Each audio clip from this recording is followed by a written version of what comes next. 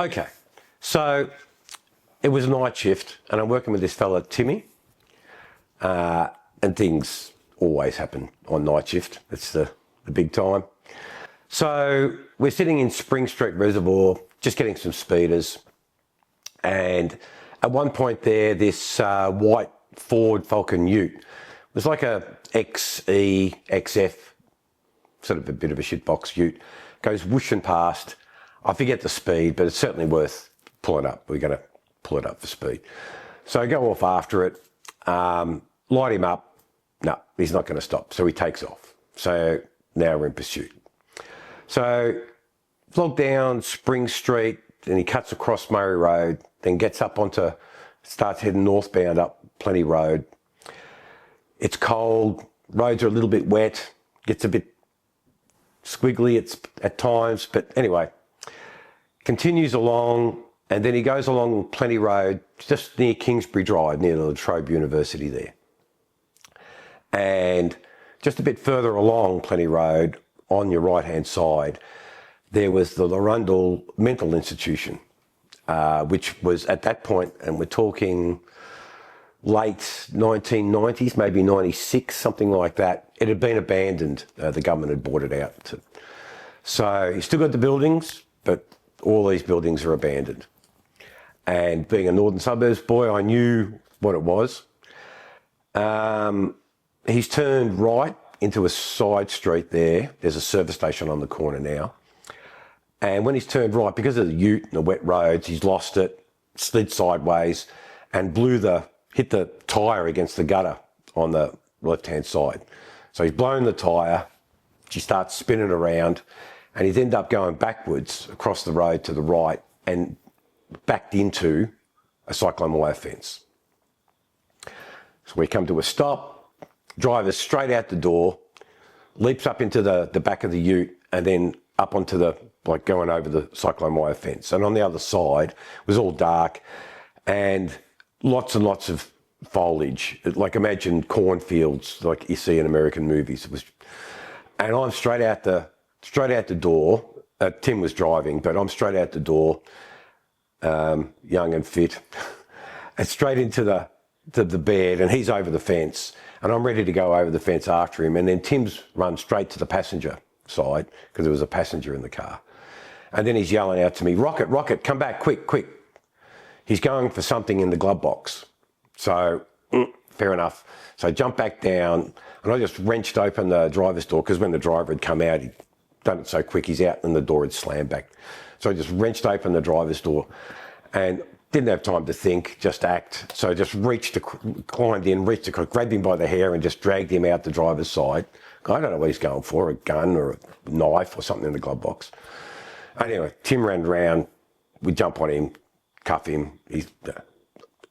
Turns out later there was nothing in the glove box. I don't know to this day what he was going for in the glove box, but anyway, it is what it is. So, all right, so one in custody, the other bloke's disappeared through the foliage. I could hear him crashing through. And at the time, all the power had been cut off to all these buildings that were the asylum places. But they had security guards at these places to stop vandals and squatters and this sort of thing getting in. So some security guard comes over and says, there's alarm systems. There's only power to the alarm systems on doors and windows and that sort of thing in the buildings. They're powered. And one of the buildings, the alarm's gone off. So maybe the crook's gone into the building. So I said, all right, I'll go with the security fella and we'll go check this building out because Tim had to stay with the crook. And obviously the van's coming to convey the crook in the van, the sergeant's going to come down, but he had to stay with the crook. So off we go. So this is nighttime, it's winter, it's cold, and you've got these dark, two-story, red brick, old, like, I don't know what, 1890s Victorian-looking buildings, all darkness. So go around to this one building, and we check the outside of the building, and sure enough, there's a window that's been smashed. The glass has been smashed and it's open. So I'm thinking, yeah, he's gone in here. So we go around to the door, the security guard unlocks the door, and in we go. And it's pitch black. There's no power. And I got a torch, and we had spray and baton back then. And the security guard's got nothing. He's got no weapons. So I decide he can have the baton, I'll have the spray, because I didn't want to pull a firearm out, because I thought if something happens, I could shoot this bloke and he's unarmed and I'll be in the shit. So, right. And the design of this is like a H, like a school building. So there's a long hallway down to the right, and a long hallway down to the left, and a long hallway straight ahead. And I shine the torch down, and the walls, the paint's peeling, and there's rubble and crap and everything. They've been abandoned for, I think at this stage, like 3 years, 2 years, something like that. There's cobwebs, and I couldn't even see the end of the hall. And we had decent torches, but it was just black at the end. And each hallway had all these doors, left and right, all shut. Okay, so we'll go to the right first, I decide. And I said to him, if there's a bloke in the room and he comes, I'm going to spray him, but you might have to hit him with the baton. I figure he's not going to kill him, and we'll catch this bloke. And with the training that we did at the time, I was used to clearing rooms. So you open the door, you kick it flat against the wall. And the training was you never go past the door that you haven't checked. So we had to just be methodical. Down the hallway, first door, bang, kick it open, got the torch, obviously ready. Nothing. Go one on the right, kick the door, nothing. And some of these rooms, they just look like they were abandoned. So in some of the rooms, there's just a chair sitting in there.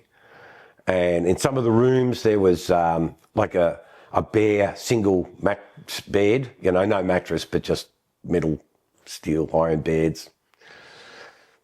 And so we clear to the right, nothing.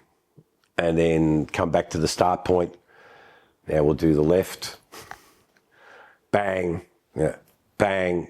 And I was very conscious that we had to keep focused here. Not sort of become complacent. Oh, he won't be in this one. Just open the door, check. Oh, he won't be in this one, because he could be in any. He could be in any of these rooms. So you don't want to be complacent, open the door, and then be caught by surprise because you're not ready. So you have to be focused on every time you kick the door. He could be right here, and we need to then act straight away, because I'm imagining, open the door, he's going to bolt straight towards us, try push past us or attack us or whatever. So I have to be ready. And like I said, it was winter, it was freezing. And with the torchlight, you could see our breath, our condensation. And yet, I don't know, 10 minutes into it, I'm sweating, he's sweating, and we've still got condensation, And then we'd finish the left, then we start down the centre, boom, boom, boom, boom. Of course, we're making, as you kick the door in, and then at one point, bang, there's a noise over where we haven't checked yet. And I'm thinking, this boy's in here. He's in here. He's hearing us hunting for him. He's going to be ready for us. But again, just don't go rushing to where that noise is, because we're passing doors we haven't checked. So we continue to check, and the security guy, I thought he was going to have a heart attack. He was just so scared. And I'll admit, I was scared too. And there was tension and the suspense, like I said. And some of the rooms, and this is well before Silent Hill and those sort of horror video games came out, but seriously, some of the rooms, you kick the door in and there's some rusty old wheelchair in there. And anyway, focus, keep on the ball. We checked down further. I think it was probably about the, I don't know, 8th last room. Kick it in. Here's a window open. He's scarpered out through a window. which hadn't set the alarm off again because the security guy had turned the alarm off when we'd entered, otherwise it would have been going off all over the place. So the crook got away. And then come back and blah, blah, blah. And I suppose the offshot to the story was then I came back, and this is in the 90s, so things would be done differently today. We would have got the dog squad, we would have got the air wing, we would have got more units, cordoned and contained and that sort of thing. But in the 90s, you couldn't get the air wing to come to a job like this, and the dog squad, you couldn't get them to come. Only important jobs, so this wasn't that important. So, yeah, like I said, we probably would have caught him with the resources we have today, but not then. So we come back, and the van was there, and the sergeant was there, wanted to know the ins and outs of the pursuit and all that, and we told him. So then we end up taking the crook back. Tim and I took the crook back and interviewed him, and it was old days, so it was cassettes for the interview, not video. I know. And so put him on tape, blah, blah, blah. And who was the driver? Asking who was the driver. And I can't remember the name he gave, but it was something like, let's say, Fred Smith or whatever. Oh, yeah. And so we go and do checks. We suspend the interview and go do checks. Well, Fred Smith currently in jail in Pentridge. So we go back and say, this is bullshit. Fred Smith's in jail. He goes, no, he's probably escaped, you know, and I just met him this afternoon at a pub, and he says, oh, do you want to go out tonight? And that's why he picked me up in the ute, which was stolen. And I said, so if we ring Pentridge now, they'll say, oh, Fred Smith's escaped, or he's still there. And he goes, well, he's probably gone back into in prison. He's escapes, get involved in this, and then runs back to the prison. No, you're just talking shit. So then, as you could in the day, we haven't got our driver, but we end up charging him with the theft of motor car, which you could. And he pled guilty. I think he got 18 months correction order or something like that. But it was interesting, after the interview was finished and everything's turned off, I said to him, like, what's the go with this bullshit about some bloke in jail? And he goes, when I leave, because he was going to get bailed, they'll come round, the crook will come round and want to hear my cassette. And if I've named him in the cassette, I'll get bashed. So that's why I'm not telling you who it really was.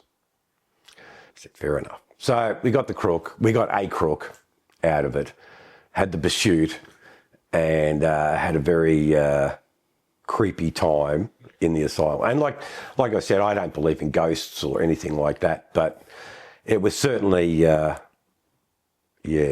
was certainly very Silent Hillish, that's for sure.